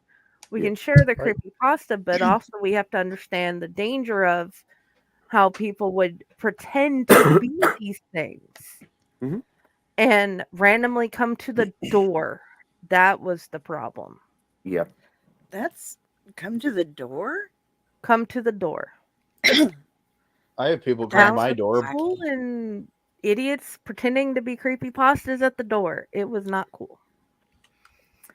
I have had people come up to my door, read my sign on my door, turn around and not even try having a conversation with me. My sign on my door clearly states, I am the quiet neighbor with the giant freezer. Yeah. I just have a sticker on my door. It's one of the parental advisory stickers from a CD. Somebody randomly decided that belonged on my apartment one time, and it haven't been able to scrape it off yet. Well, see, I have somebody in this little podcast to thank for my creepypasta experiences because when we were talking about it on TG and my son was in the background, he just kept going. And I was like, wait. I spent the next 6 months being inundated. It's horrible. Between that and SCP Foundation. And the freaking Jeff the Killer. One, I hate that one the most just because they made screamers out of it constantly. Yeah. For you guys who don't know what screamers are, they will just like have something that you're going along and all of a sudden it flashes, or when you click on the link, it flashes like strobe and screams at you. I'm epileptic. So Jeff the Killer gave me a seizure. So I'm like, that's his power apparently. It only works for a very niche market. Oh, bye, Ron. Bye, Ron. James posted up earlier that he was having technical difficulties, so I don't know if he's coming back or not. I don't believe he is. I think he's waiting just until he gets everything done at home. I went through it the other day. I updated everything updated to 11, and then Dell had a bunch of, well, my Dell, not me, had a bunch of updates. I had some updates. The Dell had. I get so confused when I'm watching those commercials. I'm like, I did what? But who's getting me? I have a processor. I have a longitude. Sounds like a nice one. Don't even get her started on the RAM. Oh boy. So I will tell you. Oopsie. One returns. There he My is. bad. I did not mean to do that. Wrong lever. So you guys all know I own a haunt. No. And what? Let me explain this. This is really good. My haunt is in a very, very small community. And some kids know who I am. Some kids don't. Some kids know who owns the haunt, and some kids don't. And there was a kid that was going to go door to door selling popcorn. And he said he wasn't going to go to this door. And I said, oh, because it's out in the country, right? And they're like, no, we went to the neighbor and we went to the other neighbor. And the other one is the pet place. But we won't go to that White House. I said, really? Well, yeah. I said, why? And they said, because kids come up missing. I said, kids come up missing. Yeah, it has something to do with the other house that has skeletons, and there was a tote on the front, and me and my friend went there to knock on the door, and we heard kid in a tote asking to get out. And we heard this and we went running, and no. So what we're thinking is he takes the kids and he puts them in totes until they quit screaming, and then he takes them out, and the guy, and this is how awesome those kids are. They pay attention to every detail about the field. And then the guy on the orange mower, he'll mow over the bodies and scatter them. Wow. That is epic. So what I did is I said, well, thank you for this information. I said, have you ever seen the person that lives in the green house or the house with the green roof? No. I said, oh, okay. I said, you might really want to stay clear. I mean, if you don't know what he looks like, you should really probably stay clear of that house, right? Yeah, all of us. We even told the Girl Scouts they need to not go there because he'll take them down to their basement. I was like, oh, did we now? Okay. So do stuff about your business every day, sir. No kidding. And I'm So like, you oh, are an geez. urban legend. So I went ahead and I called my dad. I said, hey, Dad. And he goes, yeah. And I said, you run over any kids in the front yard when you mowed this weekend? He goes, no, why? I said, because the kids in the community think that you take the bodies from my house out there and you mow them. And he goes, you're kidding me. That's I said, so no. motel And hell. he goes, that is so weird. I said, oh, yeah. He goes, yeah. There was kids staring at me mowing while their families were getting out of the cars at the back of the restaurant where we use their parking. They were getting out of cars and they were staring at Dad. And Dad is just dragging stuff and he's moving props and this and that. And these kids are watching him mow. And he's like, they were locked. Like the parents were like, come on. And they're all like, but. And I said, they think that you're mowing bodies back there, Dad. And he goes, to like pay attention. If you see someone from the restaurant parking lot, just stop and grin and go, I hope you enjoyed your dinner. well, that's the thing. There's the restaurant, then there's the property, okay, right beside us, which is the neighbors. Okay, then you have ours. But the restaurant has this like little gravel spot behind the property right beside us that pretty much is like really close to us, and we park our cars in that area for the people. So these kids really believe for some reason. And now Raven Ivy goes to school, and these kids are kind of freaked out by Raven. She's awesome, but her dad is that creepy guy that takes bodies out to the field. Well, the high school students that are volunteers come out, and they have talked about this and this and that. And I was like, you guys you're kidding. No, we let him believe it. And in fact, we fed into it. I'm going to get some kind of phone call sometime. You need to get the community to believe that like the food from the restaurant also comes from that exchange. Oh, I don't want to destroy the restaurant there. I mean, I can do my own stuff. You gotta get some fake blood on the mower, though. You know. Oh my lawnmower, man. I think we just need to take that. I think we need to take the mower out to the side yard and just put like little kids' feet and have them like go up and down like Dad's been out there mowing them. Put like a box of Girl Scout cookies on the ground all fucked up and like a Boy Scout uniform all shredded, like half underneath the mower. We actually had moves in a backpack with a little tape recorder or something that just plays a little help. Well, we actually did have a kid that came out, and he was one of the volunteers. He's scared. He did a great job, and his name was Scare Scout. He came out, and he had this whole Boy Scout costume on, and he'd go, "Hi, you guys want to learn about scouting?" And he'd be like, first, you take the knife. I find that and you hold it terrifying personally, but that's a whole other different thing. All right, so Pyle, I have an idea for you here. Okay. Get one of those lawnmowers that have the blower chutes. Take the blade out of it, close in the bottom, and then fill it with those rubber body parts from Spirit Halloween, so that when you run the mower, it starts spitting out body parts from the blower chute. Yeah. But no, I love our community. And could it get better? Yeah, because our haunt has a address. The physical address is one town. The other address is a corporation limit, which is another town. Okay. Right. So could it get better? Yeah.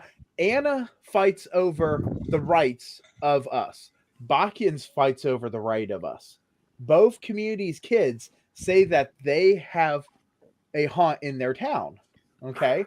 Which is fine. So I go over to Anna. I find out that these Anna kids are doing the exact same thing the Bakians kids are, but I don't have a relation there to be like, well, you know. So some of the people are like, is this like a really, really messed up place? And that's where the phone calls have started.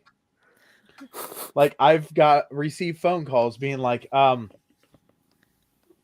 want to inform you that my child just came home and gave this whole long story about your place of business. And I was like, that's pretty impressive. Y'all think I'm a place of business. So, no, but I love our communities. I really do. But I could not be so. And then everybody tries, no, that's not the case. This and that, which, you know, we take the money and we do donate it to different things, organizations, and no one wants to tarnish that name of what we do. But there again, these kids are like, but do you know how they get the money? Dude, that reminds me of something. Put something at the end of the haunt with a tote with a kid somehow going on, like off in a corner, so it's not like the main haunt. It's something that they have to like notice, you know, just off in the end. And someone told me to take a line and put a line up and take shoes and tie them together and throw them up on the line as kids that haven't made it through. For sale, baby shoes never worn. Oh. So you're worried about like the community, like not harming your business, like that kind of thing. Then you've got Fred. We were doing some stuff over at the dungeon, and all of a sudden the cops come through. And so, and the cops come up and talk to some of the kids that are up on the top steps, you know, who come down and get us immediately. Apparently there's a body in a dumpster, and it's in the dumpster right next to our dumpster, right? And so immediately I'm like, well, shit. I go up there. I make one of our employees that are up there, because it's like a build day. We're doing some stuff. I make them all go down, you know, just go down. You all don't need to be up here. I'm cool. I've seen bodies. No big deal. Whatever. But y'all get down there. And Fred comes up. And then I are standing there for a minute.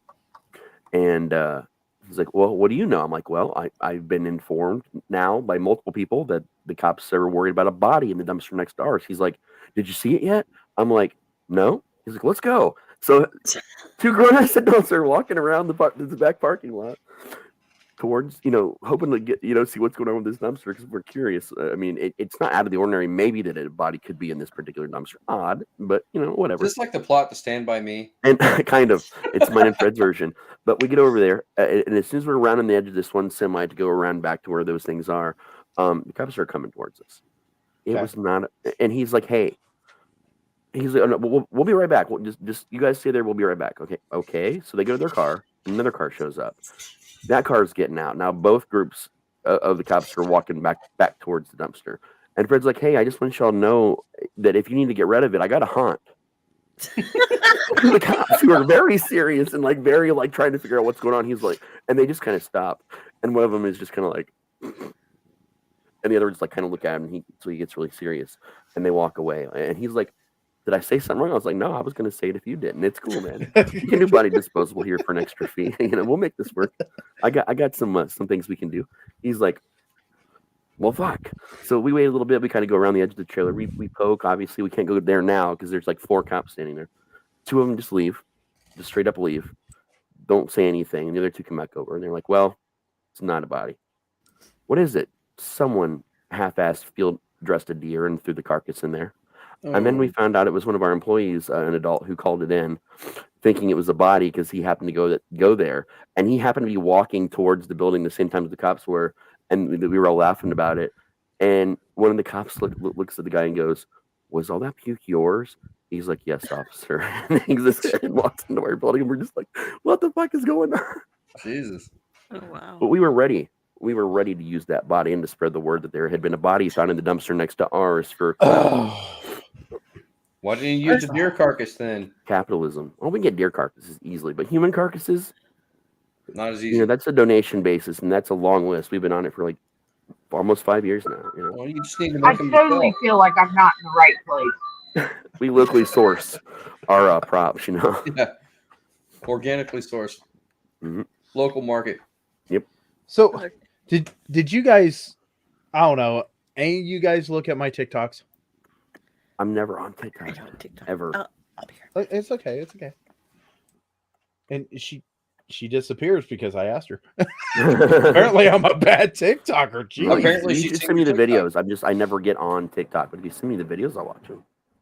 So anyway, there is actually a TikTok. Friday, did you watch Elmer? Elmer. I have no Yeah, idea. there's a TikTok I did about Elmer. Elmer Elmer Fudd? J. McCurdy.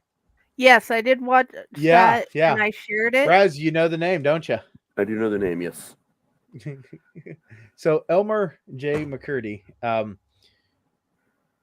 I loved it because when I pulled it up on Wikipedia, it said his occupation, and it went through a couple things, and then it says professional bank robber and train robber. He was killed 1911, okay, but he did not get buried until 1977. So where was he? Well, no Everywhere. one came to collect him, so they actually put him on display. Then 2 people came and said, hey, that's our long lost uncle. We would like to take him to be buried. They lied, and they put him on display. And once he got so far, even though he was, preserved, he got so far that they actually wound up bandages on him and turned him into a mummy. Well, they actually, a TV show decided that they were going to film around in the area where he was. Well, they moved him, and the prop guy moved him and knocked his arm off.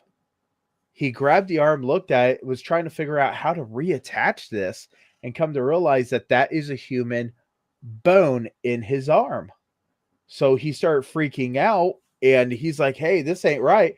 So the police got called, everybody got called, and it took a little time, but they finally figured out who it was and where he was from and what had happened, the whole story.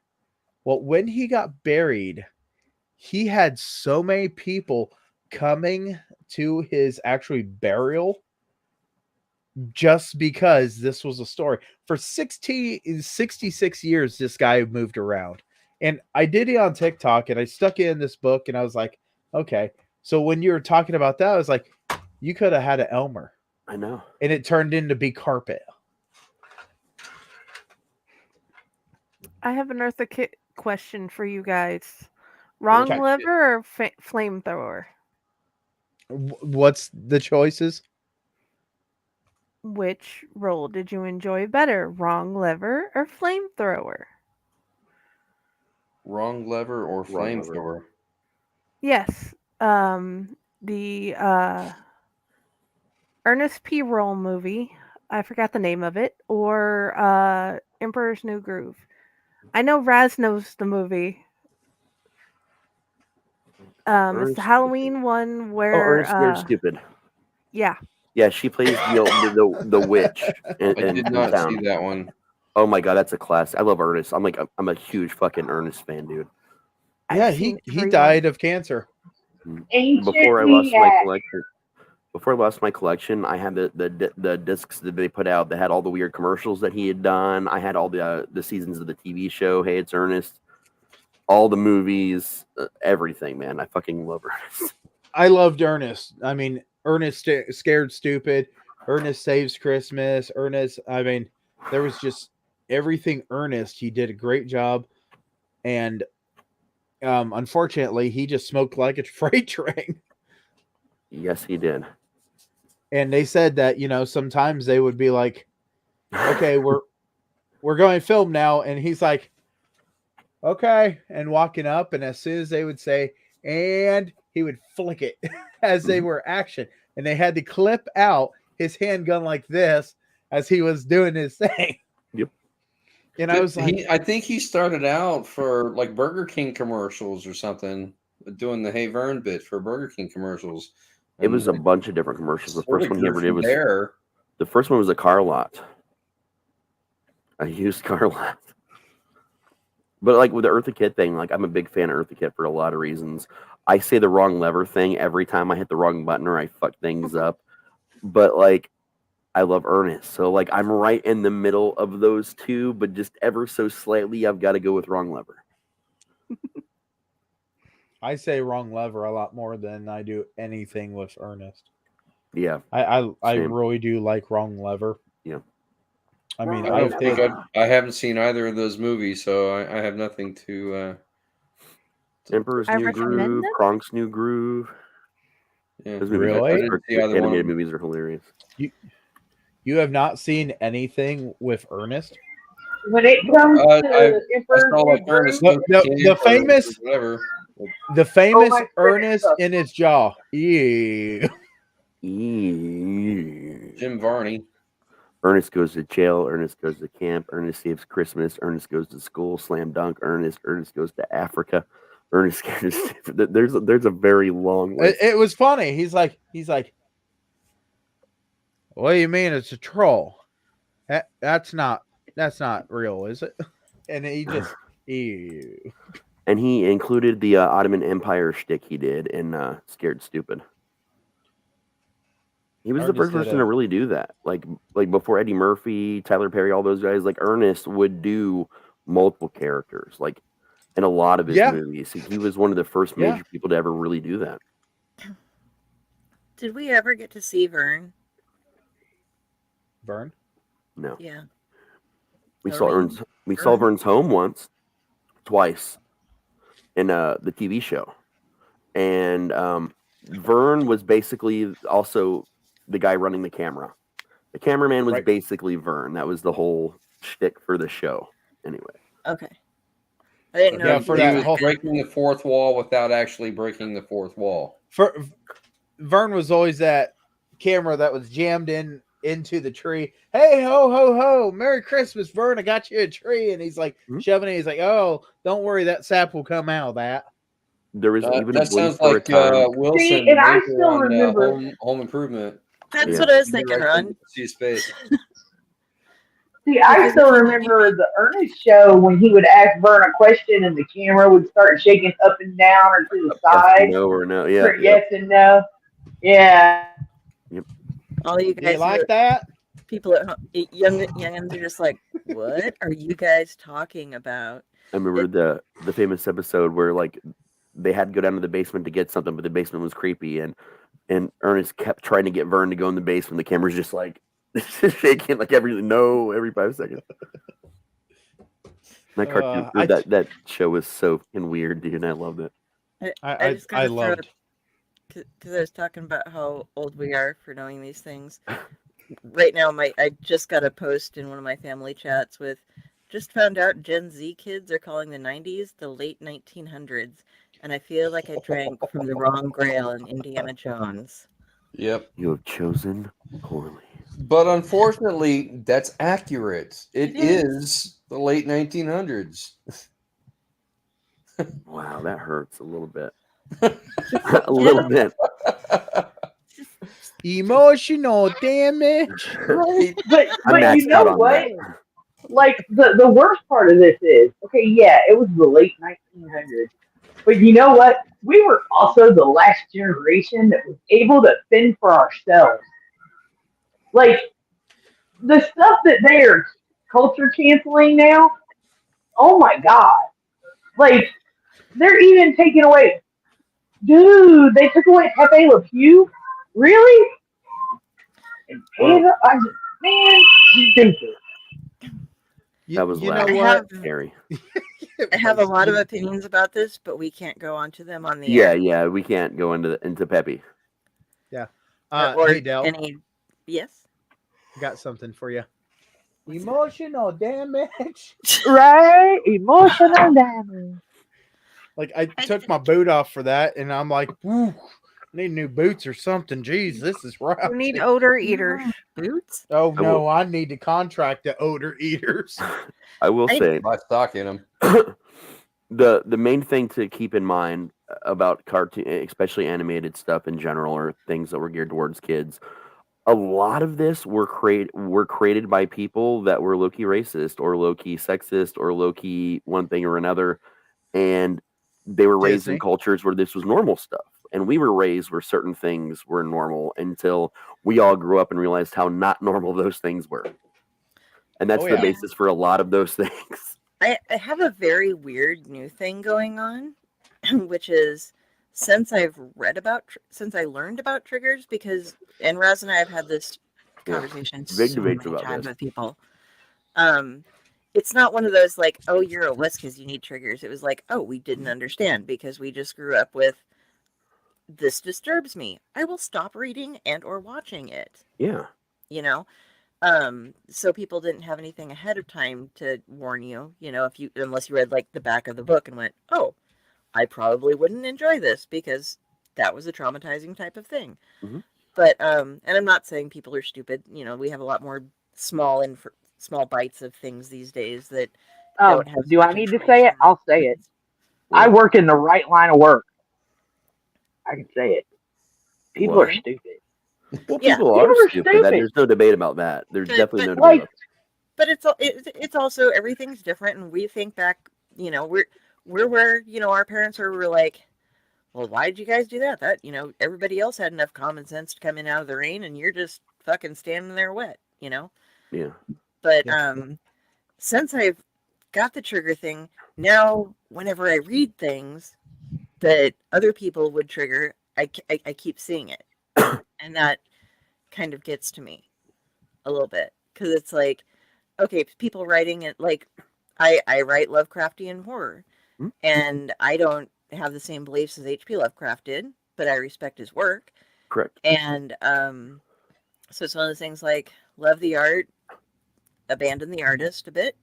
Separate. And but now I see things that I can't say on here because we could get in trouble for them, but just like very specific wording even like can't be stated, and now it's driving me nuts because it's one of those things where it's like it never bothered me before, but now it does. Yeah. Because it bothered other people enough that it became like a movement. Yeah. Of sorts. So there's one thing this year that really made me angry. Like it pissed me the fuck off. And we always talk about, a lot of people talk about from our generations, oh, we were hardcore, we froze half in the winter and we didn't complain, this and that. I saw it was a board for the community my mom lives in that I grew up in Riverside, Ohio, on Facebook. And they were in there talking about how, the schools that, were shutting down again early because it was zero temperatures, this and that. Right. And we have to understand is a lot of the schools around here, especially like in certain parts of town, the buildings aren't the greatest. The high school is great, but a lot of the older buildings aren't great. They're drafty. The heating can be spotty. I mean, the water fountains can freeze. Like something just aren't that well funded. And some of the parents are in there going, well, when we went to fucking school, we went in cold and the teachers wouldn't let us wear our coats in the class and we just sucked it up and all this. And I got angry. And this is the first time I've ever got angry about this in my life. I've never thought about it. But I was like, you know what? That's because our parents and our teachers and our facilitators, most of them were fucking morons. They literally tortured us in the cold weather on days that we had no business being in that building, where we got sick because we went to school that day and still got made to go again. It's not because we were hardcore. It's because we lived in a world where no one gave a fuck about kids. And that was the actual problem. I will also put onto that, Raz. There's a thing nowadays that they didn't really pay attention to back then. It's called liability. Mm-hmm. I mean, everybody, everywhere. Case in point is Sydney. Sydney went and said, we're going on a 2-hour delay. Operated on a 2-hour delay. Next day, they closed, and the conditions were a little better. And somebody said, why? What was the reason? What was the difference?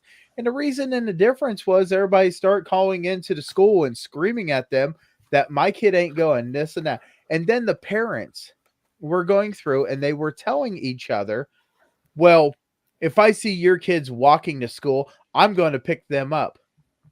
That is not okay with other parents. No, you know, if you don't know the kid, it is not acceptable. Don't try being that hero, because now there's a whole window of opportunity that you have with a lot of things there. So everybody was complaining, and somebody said, well, what's the difference between this and that? And I said, liability.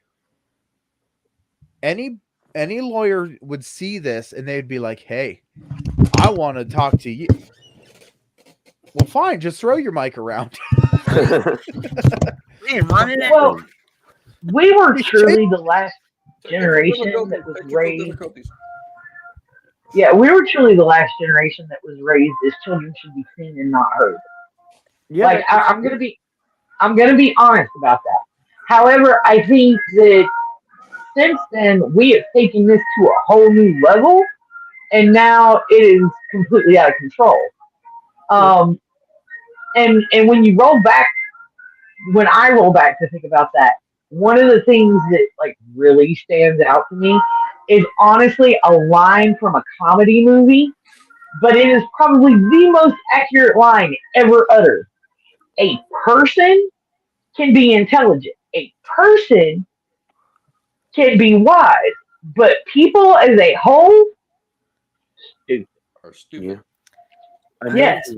That gets me is the whole, we knew to be home when the street lights came on or we were in trouble. Let's talk about why this was the case. It wasn't because, oh shit, it's dark out, where's my kid? It's because there was a very famous commercial, especially in the 80s. Right about the same time the street lights were going on, you got, it's blank PM. Do you know where your children are? And that's what reminded them that we existed, and where the fuck were we? It wasn't the lights. It was the fucking commercial. Yeah.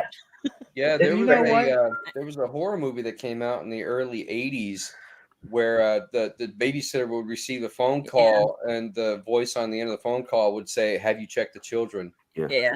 A stranger call. Oh my God. So they redid that movie and they cast Tommy Flanagan as the bad guy and they fucking had somebody else voice it. Yeah, I didn't understand why they would do that. Like, I could not figure it out. You got Tommy Flanagan. It's the same thing with the one thing with The Exorcist 3 that gives me a kind of a what the fuck is that Samuel L. Jackson is in that movie and they had somebody else voice over his line. He only had one line. And they had somebody else voice over it. And I was like, was it stupid shit? These fucking snakes on this motherfucking plane? No, he was just like, will somebody get these motherfucking demons and this motherfucking kid? Or something like that. Yeah, right. Tired of this motherfucking demons and his motherfucking kids. I will tell you, when I was a kid, I knew I had to check in, and sometimes you're out with your friends and you're not checking in right at that time. And, we had obedience. Mm-hmm. And this whole thing was, you know what? I need to make that phone call, and I haven't made that phone call. I need to call. So, I wasn't near anybody's house that had the phone. I was like, man, okay. So I went and I was like, hey, look, there's a phone right there. And I picked it up and the receiver's right here. And I knew nothing about collect call. we're just going to make a collect call and I'm going to check in. Oh, there's another yelling and screaming moment. Oh yeah. Yeah. That's when you do Collect the thing call? where What? like a collect call from I'm okay and on my way home. I You did that. accept? I didn't No. know that. This is the first and only time I've used that, and that payphone box was still there up till about 7 years ago, and then a snowplow hit it. The phone was missing, but the phone box was there. The snowplow hit it, took it out, and that's the last one. Oh yeah. But we have a dial phone that's in one of the scenes, and kids are like, "Is that real? What is that?" It was. That's like one of those G.I. Joe things. What'd you What's say? that? Do you remember local 4-digit numbers? We didn't have that here. No. Okay, when I was growing up, my first, and I probably shouldn't, like, it's when I was a kid. I still remember it. My first phone number was 3307. And then later on, it moved up to where you had to use the town number. So it was 654-3307. Right. And by the way, the school's number was 3317. And for some reason, people got that confused, even though on a spin dial, they're totally in different places. Yeah, but I think a lot more on those. But people who weren't, when they started getting the push button ones, they wouldn't always remember the phone number. And then you have to add 402. So you have the area code, then the town, then the number. Right. But back when, like my mom used party lines. That's something Grandma used to talk about. Yeah. Mom and Grandma used to talk about party lines. Yeah. And we're past party lines, but we still, when I was in my small town growing up, had a 4-digit phone number until I was probably like 9 or 10 or something. And then it was a 7-digit number. And then it became a 10-digit number eventually. When I was growing up, we had a phone number that we called to check the weather and find out whether or not school was going to be canceled the next day. 91212. That was the weather one around here where you call for cancellations, weather, the time. It's called time and temperature. Oh, yeah. And I was going to throw in one thing real quick about when I took care of Papa, we were talking about how he, when he was like 5 or 6 years old, he was working at the barber shop, like sweeping up and shining shoes and doing stuff like that. He was plowing people's fields with like plowing gardens with the team of mules and stuff when he was 9 and shit, and working his ass off and doing the family plots and stuff too. And one of many children. And we sat out on the deck and would talk about that kind of stuff while we were just kind of wasting the day away, hanging out. And I was like, like your great grandson, he's this old and he's never really, he mows a little bit and he does some stuff, but he's never really had to do all that kind of stuff. And I was just like, what do you think about that? And he's like, I'm glad. Yeah. It sucked. Like, well, he didn't say it that much. He's like, I was happy to do it, but if I could have played instead of being having to work from, and it wasn't just him, everybody, there were like the 2 or 3 rich people in town, and then everybody else worked all the time. And there was a lot of exchange of goods rather than, like paying people money. It was like, okay, you have corn going and I have this going and you have your garden and I went hunting. And so, we're getting some pop-ups. Yeah. Yeah, Facebook's having issues. But not to all our locations, apparently.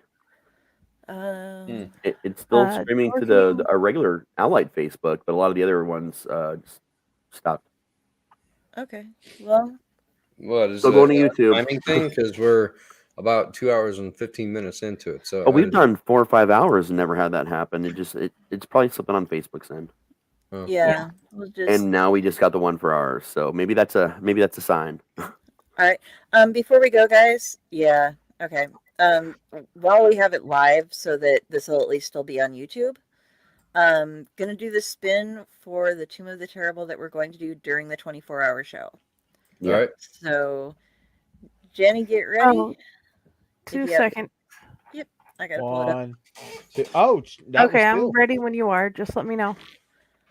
Okay, and let's go.